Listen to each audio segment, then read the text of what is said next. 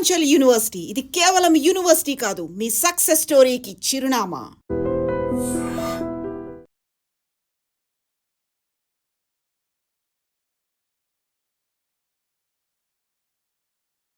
So పార్టీలో చేరికలకి సంబంధించి Congress party senior leader Jeevan Reddy పార్టీలో జాయిన్ అవుతున్నారు. 20వ తారీఖున ముహూర్తం ఖరారైంది జగిత్యాల మీటింగ్లో అనుకుంటే. ఎవరికి లాభం జరుగుతుంది అనేది విపరీతమైనటువంటి ఆరోపణలు ఆయన వినిపిస్తున్నాయి.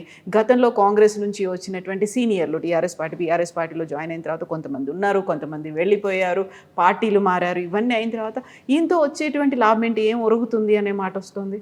రాజకీయ నాయకులు వాళ్ళు ఎదుర్కొంటున్నటువంటి సమస్యలపైన స్పందిస్తారు. జీవన్ రెడ్డి గారిని 2014లో తెలంగాణ వచ్చిన తొలి రోజుల్లో కేసీఆర్ గారు కబురు పంపారు, నువ్వు వచ్చి టీఆర్ఎస్ తరఫున పోటీ చేయి, నువ్వు నా అండదండగా ఉండు. చాలా, ఎందుకంటే వాళ్ళిద్దరు పరిచయాలు టీడీపీలో ఉన్నారు. అన్నని కలిసిన ఆనందం ఉంది. One of the founder members of TDP party. NT Rama Rao గారు 1983లో పార్టీ పెట్టినప్పుడు కలిసి పనిచేసిన వాళ్ళు వీళ్ళు. 2014లో తెలంగాణ వచ్చిన సందర్భంలో కేసీఆర్ గారు ఎన్నికల ముందు కబురు పంపారు వారికి, నువ్వు వచ్చి పోటీ చేయ, మనం కలిసి పనిచేద్దాం తెలంగాణ కోసం. అంటే పాప నేను కాంగ్రెస్ నేను ఇప్పుడు రావడం భావ్యం ఉండదు, నిన్నదాకా నేను కాంగ్రెస్లో ఉన్నాను, బాగుండదని చెప్పి రాలేదు. ఆయన ఎమ్మెల్యే గెలిచారు.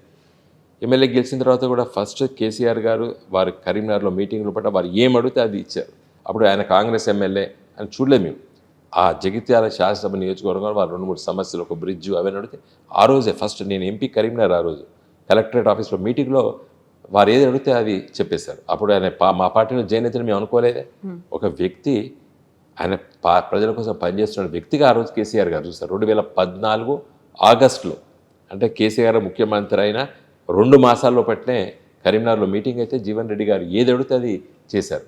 శాసనసభలో వారు లేవనెత్తిండ్రు, ఏది మన మెట్పల్లిలో ఉన్నటువంటి షుగర్ ఫ్యాక్టరీ ఇష్యూలో కూడా కోఆపరేటివ్ మూవ్మెంట్ నడవద్దు, ఒక కమిటీ చేస్తాను, నువ్వే నాయకత్వం వహించు, కాంగ్రెస్ పార్టీ శాసనసభ్యుడిగా కేసీఆర్ గారు ఆఫర్ చేశారు, నువ్వే దాన్ని లీడ్ చేయని కూడా చెప్పారు. సో అలాంటి మనస్తత్వం ఉన్నటువంటి వ్యక్తి కేసీఆర్ గారు. జీవన్ రెడ్డి గారు మరి కాంగ్రెస్ పార్టీకి రాజీనామా చేసి రావడానికి కారణము కాంగ్రెస్ పార్టీ, మేము కాదు. ఆయన రాజీనామా చేసిన తర్వాత ఒక అంత పెద్ద రాజకీయ నాయకుడు, ప్రజా సంబంధాలు ఉన్నటువంటి నాయకుడు, సామాన్య ప్రజలకు 24 గంటలు అందుబాటులో ఉన్నటువంటి ఒక వ్యక్తిగా ఆయనకు పేరున్నది. వారికి ఒక రాజకీయ శూన్యం ఉండదు కదా, డెఫినెట్గా వెతుక్కుంటాడు. టీఆర్ఎస్ పార్టీ ఆల్టర్నేటివ్ రేపు కాంగ్రెస్కి ఇదే రేపు రాబోతున్నదని చెప్పి ఒక విశ్వాసం కలిగినందున వారు మా పార్టీలో జాయిన్ అయ్యారు. కాబట్టి డెఫినెట్గా ఆ విశ్వాసం నిజం కాబట్టి వారు రేపు వచ్చిన తర్వాత టీఆర్ఎస్ పార్టీకి కూడా ఒక వ్యక్తి, ఒక సీనియర్ నాయకుడు రావడం టీఆర్ఎస్ పార్టీకి కూడా, మా బీఆర్ఎస్ పార్టీ కూడా మంచిదే. కాబట్టి డెఫినెట్గా విన్ విన్ సిచ్యువేషన్.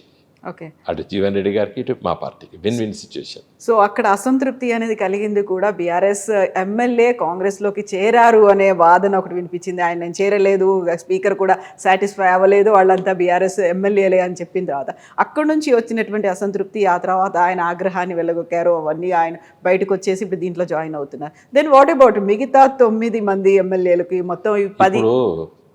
ఈ యాంటీ డిఫెక్షన్ లా తీసుకొచ్చింది రాజీవ్ గాంధీ గారు 1985లో తీసుకొచ్చారు.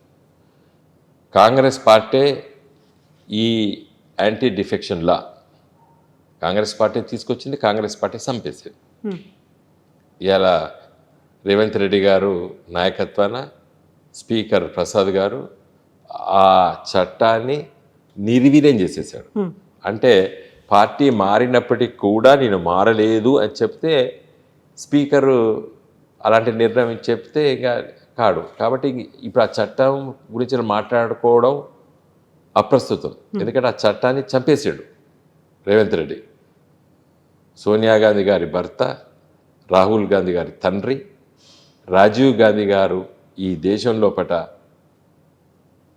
శాసనసభ్యులు, పార్లమెంట్ సభ్యులు, పార్టీలు మారుతున్నారు, మారకూడదు అని చెప్పి ఒక మంచి చట్టాన్ని తీసుకొచ్చింది రాజీవ్ గాంధీ గారు. రాహుల్ గాంధీ గారి తండ్రి, రాహుల్ గాంధీ గారు రాజ్యాంగాన్ని పట్టుకొని తిరుగుతుండే దేశం మొత్తంలో. వాళ్ళ నాన్న తీసుకొచ్చిన చట్టాన్ని రేవంత్ రెడ్డి చంపేశాడు. ఇంతవరకు చాలా ఇష్యూస్ వచ్చినాయి. కానీ పార్టీ మారినటువంటి శాసనసభ్యుడు నేను పార్టీ మారలేదంటే ఇవాళ దానం నాగేశ్వర్ గారు బీఆర్ఎస్ పార్టీలో ఎమ్మెల్యేగా ఉండి ఎమ్మెల్యే పదవికి రాజీనామా చేయాల్సిన అవసరం లేదు పోటీ చేయడానికి. కానీ ఏ పార్టీ నుంచి పోటీ చేశాడు? కాంగ్రెస్ పార్టీ నుంచి పోటీ చేశాడు. కాంగ్రెస్ పార్టీ నుండి పోటీ చేసి ఓడిపోయిన వ్యక్తిని కూడా పార్టీ ఫిరాయించలేదు అని మళ్ళీ ఆయన ఒప్పుకుంటే ఇంకా ఆ స్పీకర్ నిర్ణయం ఈ రాష్ట్ర ముఖ్యమంత్రి రేవంత్ రెడ్డి గారికి వదిలేస్తున్నాను నేను. అడ్వకేట్ కూడా కాబట్టి మీరు నెక్స్ట్ ఏం జరుగుతుంది అనుకుంటున్నారు? మేము హైకోర్టులో చేస్తున్నామండి సార్, టైం పడుతుంది కదా. ఇది ఇప్పుడు ఈ కోర్టులకు సంబంధించిన విషయం కాదండి. Now the parliament should take cognizance. Parliament election commission, అందుకే ఎలక్షన్ కమిషన్ను ఇప్పుడు ఎలక్షన్ కమిషన్ ఉంది. నేను మొన్న ఒక టీవీ ఛానల్కి చెప్పినాను, ఇప్పుడు ఎలక్షన్ కమిషన్ ఇమ్మీడియట్గా దీన్ని ఇన్వాల్వ్ కావాలి దీన్ని రిజాల్వ్ చేయడానికి. అంటే రేపు పొద్దున ఒక వ్యక్తి ఒకేసారి 3 బీఫామ్లు తీసుకొని పోటీ చేస్తాడు 3 పార్టీల నుండి. 3 పార్టీలు ఇచ్చినాయి అనుకోండి ఒక వ్యక్తికి, పోటీ చేయొచ్చు కదా. మరి ఎలక్షన్ కమిషన్ ఒప్పుకుంటుందా? ఇలాంటి సిచ్యువేషన్ ఇదివరకు రాలేదు ఎలక్షన్ కమిషన్కి, ఇప్పుడు వచ్చింది. ఒక పార్టీ ఎమ్మెల్యే పై గెలిచిన వ్యక్తి ఇంకొక పార్టీ టికెట్ పైన పోటీ చేసి ఓడిపోయినా కూడా పార్టీ ఫిరాయింపుల చట్టానికి పరిధిలోకి రాదు అని చెప్పి స్పీకర్ నిర్ణయం చేస్తే ఇంక ఎలక్షన్ కమిషన్ ఏం చేయాలి? అది వ్యక్తిగత నిర్ణయం, నాకంటూ ఒక స్వేచ్ఛ ఉంది అనేటువంటి ఒక వాదన కూడా వినిపించారు కదా. ఇంకా స్పీకర్ స్వేచ్ఛకు ఇది పరాకాష్ట. ఏం స్వేచ్ఛ? నువ్వు ఒక జ్యుడిషియల్ అథారిటీగా నీకు నిర్ణయం చేయమని చెప్పిండ్రు. పార్టీ ఫిరాయించిన చట్టం ఎందుకు మరి? ఇక దాన్ని రద్దు చేయమని చెప్తే కూడా అయిపో కదా. అదే ప్రసాద్ గారు ఈ పార్టీ ఫిరాయింపుల చట్టం రద్దు చేయండి అని చెప్పి రాసి పడేస్తే అయిపో. నేను డైరెక్ట్గా చెప్తున్నాను, అంత నిర్ణయం చేసుకున్నాడు కదా. ఒక పార్టీ టికెట్ పైన గెలిచిన ఎమ్మెల్యే ఇంకో పార్టీ టికెట్ పైన పోటీ చేయొచ్చు అని చెప్పి నిర్ణయం తీసుకున్నప్పుడు పార్టీ ఫిరాయింపుల చట్టమే పనికిరాదని చెప్పి రాసేస్తే అయిపో కదా. ఇదే ప్రసాద్. ఇప్పుడు వెరీ రీసెంట్గా పోచారం శ్రీనివాసరెడ్డి గారిది ఒక అసంతృప్తి వీడియో ఒకటి వచ్చింది. రాజకీయాల్లో పోచారం కానివ్వండి, ఇంకా చాలా మంది వస్తారు. ఇంకా పోచారం అంటే మా పార్టీలో గెలిచి అడ్డుపోయిండు. కాంగ్రెస్ పార్టీ టికెట్ పైన గెలిచి మంత్రులు సగం మంది అసహనంతో ఉన్నారు. టచ్లో ఉన్నారా మీకు? మాకు టచ్లో ఎవరు లేరు. వాళ్ళ ప్రవర్తన, వాళ్ళ ఫేస్ రీడింగ్స్, వాళ్ళ క్యాడర్తో మాట్లాడే రీతి అంతా మాకు బయట. We are in politics. వాళ్ళకి ఎంత పరిచయాలు ఉంటాయి, మాకన్ని పరిచయాలు ఉంటాయి కదా. రేవంత్ రెడ్డికి ఎంత సమూహంలో ఉంటుందో మా పార్టీ కూడా ఉంటుంది కదా. ఆయనతో మాట్లాడి మా పార్టీలో కూడా ఆయన సంబరపడితే ఆయన పార్టీలో మాతో మాట్లాడేది మాకు కూడా తెలుసు కదా. కాబట్టి అసహనంతో ఉన్నారు కాంగ్రెస్ పార్టీలో చాలామంది. పోచారం శ్రీనివాస్ మా పార్టీలో గెలిచి అడ్డుపోయాడు. వాళ్ళ పార్టీ టికెట్ పైన గెలిచిన వాళ్ళే అసహనంతో ఉన్నారు. మెజార్టీ శాసనసభ్యులు, మెజార్టీ మంత్రివర్గ సభ్యులు. సో వాళ్ళని ఏమైనా మీ వైపు తిప్పుకుంటారా పార్టీ? మాకు అవసరం లేదండి. ఇప్పుడు డీలిమిటేషన్ వస్తుందండి, 100% డీలిమిటేషన్ వచ్చేస్తుంది. మహిళా రిజర్వేషన్ చట్టం వస్తుంది. అది ఏ విధంగా వస్తుంది అనేది నేను చెప్పలేను. ఎందుకంటే ఇప్పుడు రేవంత్ రెడ్డి గారు లేవనెత్తిన సమస్యలు, స్టాలిన్ గారు లేవనెత్తిన సమస్యలు, మా పార్టీ మేము చెప్పబోయే సమస్యలు, ఇవన్నీ క్రోడీకరించుకొని ఏదో ఒకటి అవుట్పుట్ అయితే వస్తుంది. ఏదో 3 డేస్లోనేనా? 3 డేస్లో రాకపోవచ్చు, బహుశా మళ్ళీ ఒకసారి వాయిదా పడుతుందని నేను అనుకుంటాను వ్యక్తిగతంగా. సో వచ్చిన తర్వాత మాకు ఇట్లా యంగ్స్టర్స్ ఉన్నారు తెలంగాణ వ్యాప్తంగా, ఇట్లా నిలబడరు.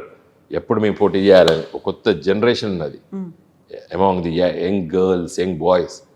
సో మేము ఇటు సీనియర్స్కి ఇటు యంగ్ జనరేషన్కి బ్యాలెన్స్ చేసుకుంటూ మేము ముందుకెళ్తాం. నెక్స్ట్ మంచి ఎజెండాతోనే తెలంగాణ ప్రజలకి, ఈ దేశ ప్రజలకు కూడా చెప్తాం. మేము చెప్పి I'm very much confident that we are going to win the elections, next elections both in assembly and as well as in parliament. మంచి మెజార్టీతో గెలుస్తాం. సో జిహెచ్ఎంసీలో ఎలా ఉంటుంది అనుకుంటున్నారు మీరు? హైదరాబాదు, జిహెచ్ఎంసీ, తర్వాత సైబరాబాద్, తర్వాత మల్కాజ్గిరి, ఈ 3 పట బీఆర్ఎస్ కారు గుర్తుకు ప్రజలు ఓట్లు వేయడానికి సిద్ధంగా ఉన్నారు. అభివృద్ధి అంటే అప్పుడే జరిగింది, ఇప్పుడు జరగలేదు అనేది ఒక అభిప్రాయం సర్వత్రా ఈ హైదరాబాద్ నగర ప్రజలకు ఉన్నారు. కాబట్టి ఈ మున్సిపల్ కార్పొరేషన్ ఎన్నికల పట్ల, ఎందుకంటే వచ్చే 2 సంవత్సరాల తర్వాత మళ్ళీ బీఆర్ఎస్ గవర్నమెంట్ అధికారంలోకి వస్తుంది. కాబట్టి ఇప్పుడు మన కార్పొరేటర్ కూడా వీళ్ళని గెలిపించుకుంటేనే మంచిది అనే అభిప్రాయం కూడా ప్రజల్లో వచ్చేసింది. కాబట్టి డెఫినెట్గా మేము గెలవబోతున్నాం. Okay, thank you so much Srinath garu. Thank you అండి. And for more videos, please subscribe to iDream. Please subscribe to iDream. Please subscribe iDream. And please subscribe to iDream. For more videos, subscribe to iDream. please like, share and subscribe to the channel. Congratulations, iDream. Subscribe to iDream. Subscribe to iDream. So subscribe to iDream Media. iDream ki iDream team andarki huge congratulations. Please subscribe iDream Media. Please subscribe to iDream. Subscribe iDream. Please subscribe to iDream.